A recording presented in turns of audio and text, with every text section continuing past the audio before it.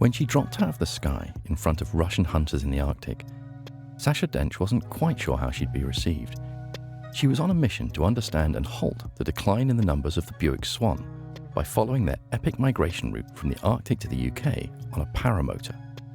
Those rural communities were an important link in the chain. The best thing about landing in a paramotor is that I can land wherever I want and whenever I want, and so there's not a pre-arranged meeting or PR person there to greet you with a certain front. So I get a very real view from whoever happens to be there of how they respond to swans, what they think of them. I'm Chris from Canopy and Stars, and this is A Life More Wild. Join Sasha now as she walks across Dartmoor, the site of many training flights for her incredible 3-month journey.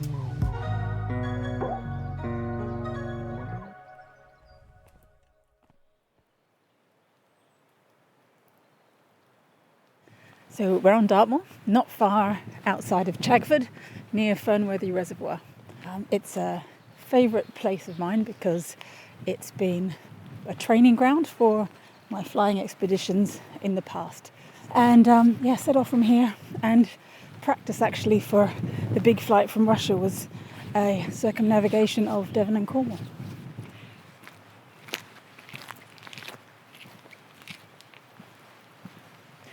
I guess I'm originally a marine turtle geneticist. I'd say was my speciality once upon a time. But I eventually realised that the piece that I was really interested in and where I could have most effect was taking all the incredible data from my scientific colleagues and turning it into stories or messages or imagery, other ways of actually making people want to act on it. Quite often data isn't quite enough. So I got a bit of a name for myself for coming up with slightly out-of-the-box solutions to some sticky issues in conservation.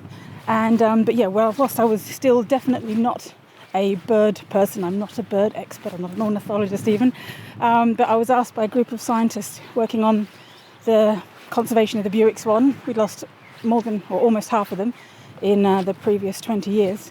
And the numbers were declining faster than, if you added up the sum of all the known threats, we were still losing more of them than scientists could understand, could quantify, let's say that.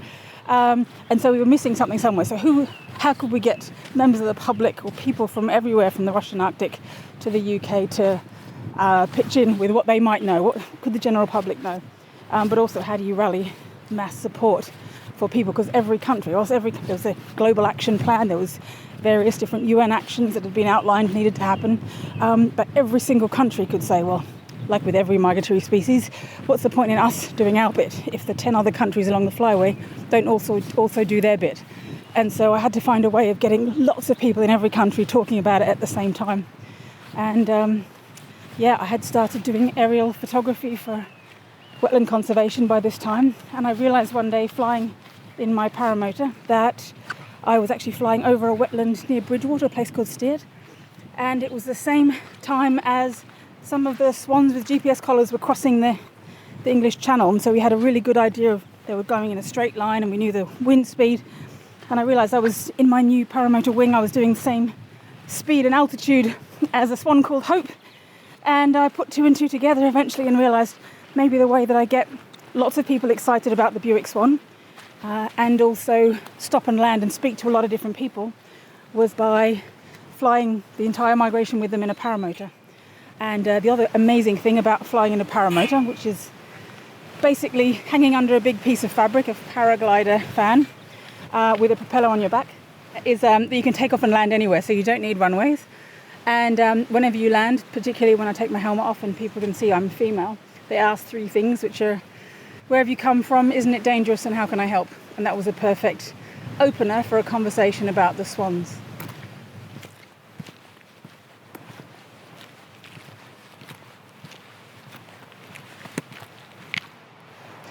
So a paramotor is basically a paraglider.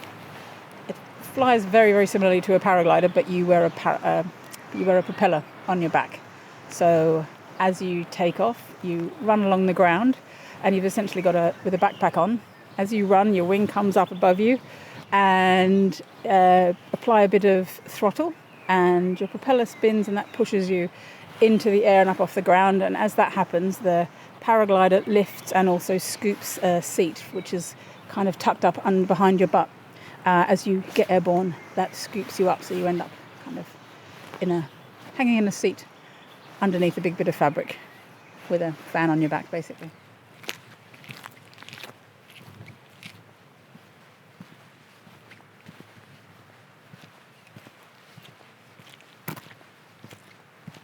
So we'll just go through this gate into what is my favourite flying field locally.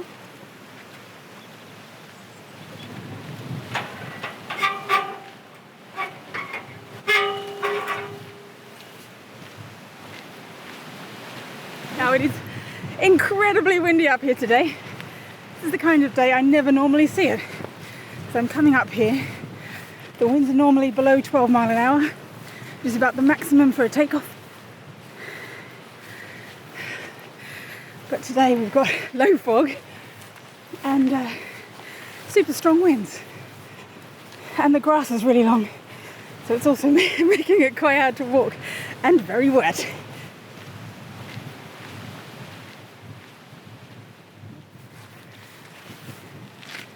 Yeah, I've just got lots of fantastic memories over maybe the last 10 years of flying up here. From the first time I flew up here, I kind of found it by chance, and it was at Christmas time, and I was looking out at the fields and realising that as the sun comes up, when everything is frosted around here, the trees, and it starts to thaw the ground, the area in the shade of the trees leaves a frost mark, the shape of the trees, and the beautiful imagery from above. This is before everybody had drones.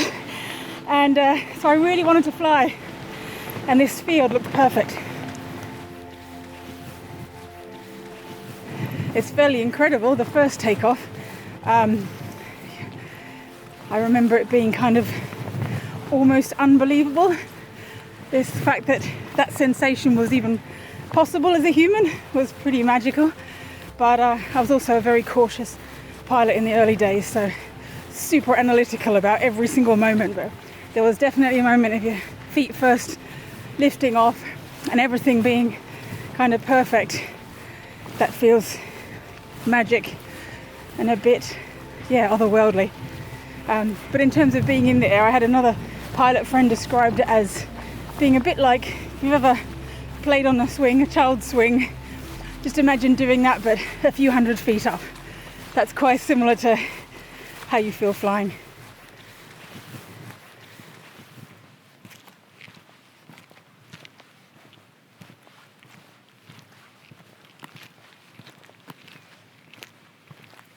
So when I was first asked to help researchers everywhere from the Russian Arctic to the UK with the issue of the massive drop in swans from the previous 20-25 years, they were essentially asking me to come up with ways of bringing all the people from different industries into meetings.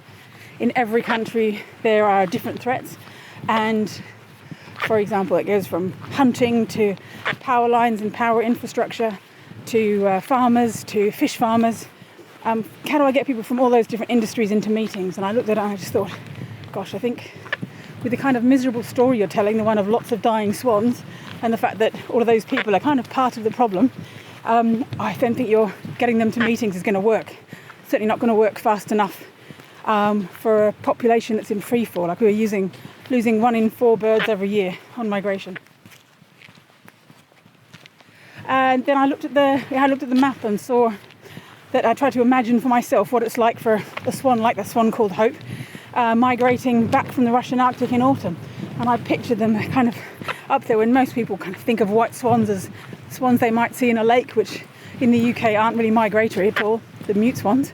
But yeah, for the Bewick swans, the journey starts up in the Russian Arctic, land of polar bears and the reindeer breeders living in teepees and following the herds, across the wildest wetlands on the planet, and then across this dense taiga forest, and then moving into Europe, where the landscape is changing really fast, and there's castles, and all along this autumn migration they're dodging storms along the way, and with climate change it's getting more and more turbulent. But with 1 in 3 birds with shot in their tissue, they're also being shot at. And I kind of put all that together and thought there's a kind of James Bond story for the bird world there. And how do I bring that to life to start with? Because I grew up in hunting communities in Australia, and I thought, like, there's, quite often good people that I think will respond if we can start the story in the right way. And who doesn't want to hear that story? Apologies for the squeaking. That's the carbon fibre reinforcements on my lower legs in the rubber of my trainers, now that they're soggy, is squeaking, and there's not much I can do about it.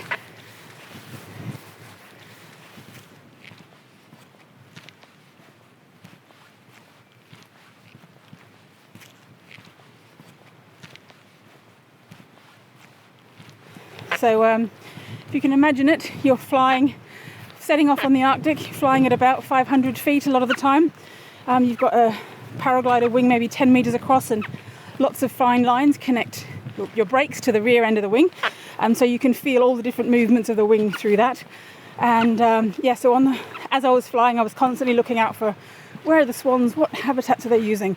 Are they in small family groups? Can I see lots of predators around, like foxes or wolves or polar bears or bears? And so looking out for what sort of threats there are. And with all the habitats, are there plenty of water plants there at this time of year? Are there hunters close? Because you can also see from above, you can see where there are tracks, where people might be coming and going. So all that sort of stuff is very difficult to hide. But I could also, probably the most important thing was that I could stop and talk to people all along the flyway. And the best thing about landing in a paramotor is that I can land wherever I want and whenever I want. And so there's not a pre-arranged meeting or PR person there to greet you with a certain front. So I get a very real view from whoever happens to be there of how they respond to swans, what they think of them. Everyone has said beforehand that if you go to places and start talking to people about hunting, talk to hunters about hunting, they're going to be offended and potentially shoot at you. And I just think people's perception of hunters may be a bit narrow, because up in the Arctic, all of the communities hunt because they don't have agriculture. There's permafrost there, and pretty much every community, when I landed, people would grab a hold of you, drag you inside and wrap me in reindeer skins. If I was lucky, offer some raw rotten reindeer meat or a bright red metallic reindeer blood pancake. And generally they eventually ask, so you really came here all the way in that thing just to ask about swans? And then, not because they necessarily care about swans, although many did, more out of human interest in me, they want to know more. And eventually they kind of ask how they can help.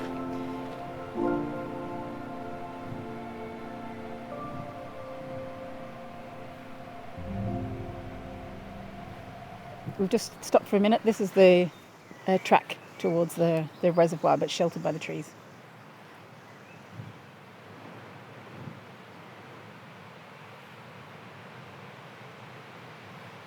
Anything you can do along a flyway, and there are 8 or 9, depending on how you count them around the world, anything you can do for the swans could be helping hundreds of thousands of other birds, maybe less big and visual ones, along the flyway. And if you're looking at conservation of wetlands, then you're helping lots of other wildlife around it as well.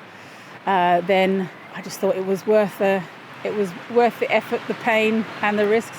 But there was also a massive challenge of flying across 5 of Russia's heavily guarded border regions when I had no idea how to get the permissions from them. So every angle we tried, from embassies to government departments in Russia, we weren't getting any answer. And that was the really, really big one. It wasn't till the end, and with the help of Judy Dench, we managed to get a response. That was just because our fixer had a brainwave one day, and he said, look, Russians really love James Bond and your last name is Dench. Is there any chance you're related to Dame Judy? And who is obviously M from James Bond. And one of the relatives found out that I am related distantly, but related enough that she agreed to be a patron. And with her on side and writing letters, we got eventually a response, which was, we can't give you permission, but we also won't stop you as long as you do X, Y, and Z, which was, send a text message before you fly and wait half an hour for a response. So they were all the big challenge. I also had to prove that I could survive the turbulent weather, extreme cold, bear attacks. So we had to do simulations of all of those things. Landing in water, which we did in the RNLI pool. Yeah.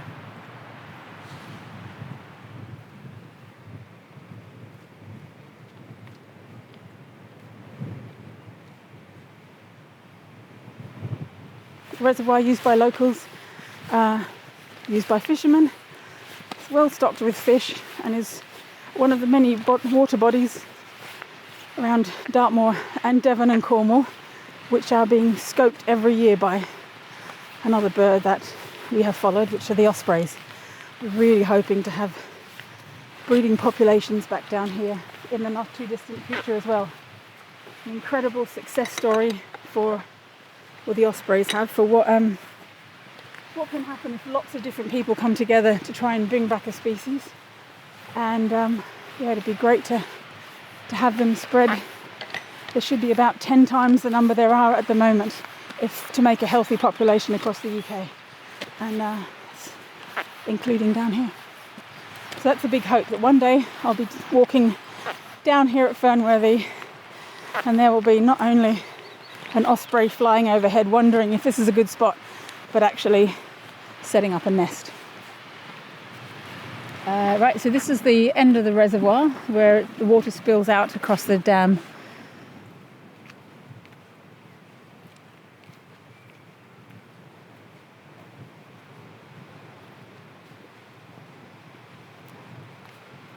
The Guinness World Record was for being the first woman to cross the English Channel in a paramotor. But at the time, I landed having just flown all the way from the Russian Arctic, to journalists asking me, how does it feel to be the first woman to cross the English Channel in a paramotor? And I was like, what? I've just flown from the Russian Arctic. And that's the bit that you're interested in. But I managed to say something a bit more motivational and at the time, because media had been so incredible for us. But yeah, my first thought that went through my head was I've just come all the way from the Russian Arctic. And a man did it in 1980 something, so it was just about time a woman did it. But yeah, it's on my wall.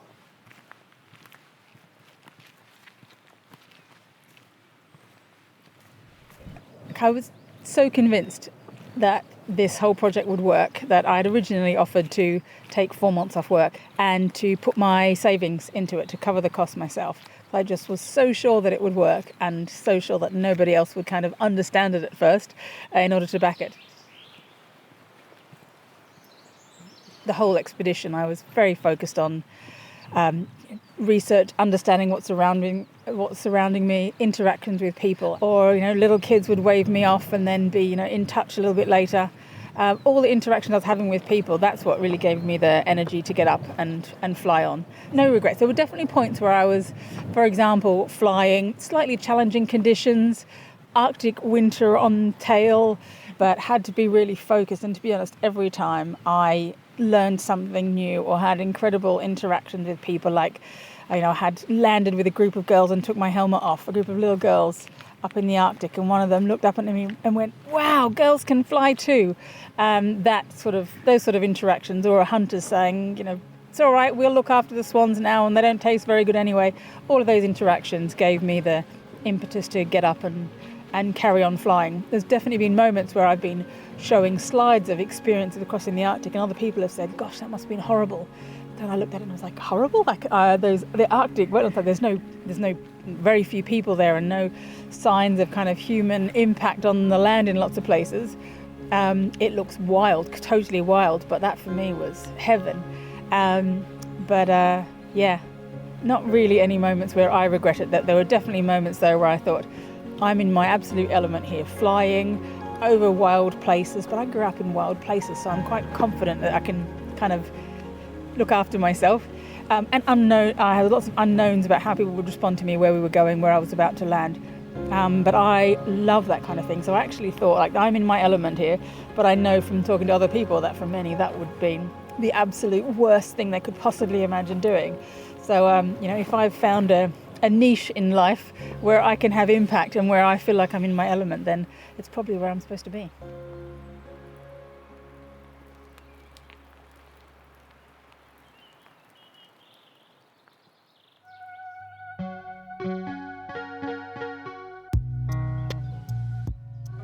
That was a powerful reminder that a fresh perspective and some good conversations can solve even big problems. You could always try flying around with a paramotor too, you never know. Next time, you'll be out walking with Athena Meller, whose adventurous lifestyle has led to a series of guidebooks in which she explores a love of walking that she inherited from her grandfather and is passing on to her young daughter.